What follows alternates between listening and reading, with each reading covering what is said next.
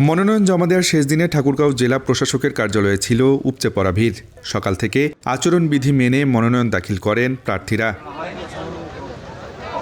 দুপুর 1টায় মনোনয়ন দাখিল করেন বাংলাদেশ ইসলামী ছাত্র শিবিরের সাবেক কেন্দ্রীয় সভাপতি, ঠাকুরগাঁও 1 আসনে জামায়াত মনোনীত প্রার্থী দেলোয়ার হোসেন।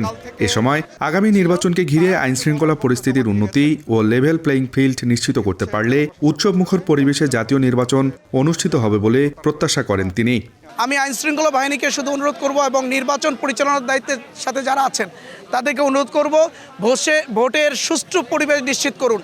যদি ভোটের সুষ্ঠু পরিবেশ এবং লেভেল প্লেইং ফিল্ড যদি তৈরি করতে পারেন, তাহলেই এই নির্বাচনটা দীর্ঘ 16 বছর পরে বাংলাদেশের ইতিহাসে একটা উৎসবমুখর পরিবেশে ভোট হবে ইনশাআল্লাহ। এর আগে সকাল 11:30টায় মনোনয়ন জমা দিতে আসেন হেভিওয়েট প্রার্থী বিএনপি মহাসচিব মির্জা ফখরুল ইসলাম আলমগীর। মনোনয়ন দাখিল শেষে সাংবাদিকদের তিনি বলেন, দীর্ঘ স্বৈরাচারী শাসনের অবসান ঘটিয়ে দেশের মানুষ ভোটাধিকার ফিরে পেয়েছে।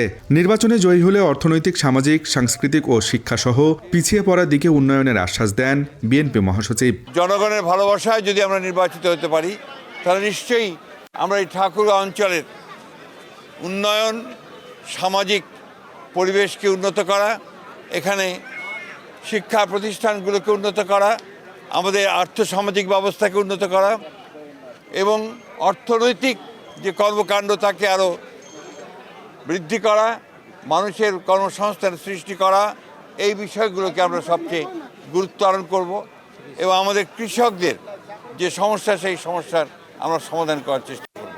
ঠাকুরগাঁওয়ের 3টি আসনে 24 জন প্রার্থী মনোনয়ন সংগ্রহ করলেও শেষ সময় পর্যন্ত মনোনয়ন দাখিল করেছেন 20 জন প্রার্থী। আব্দুর রশিদ জীবন, সময় সংবাদ, ঠাকুরগাঁও।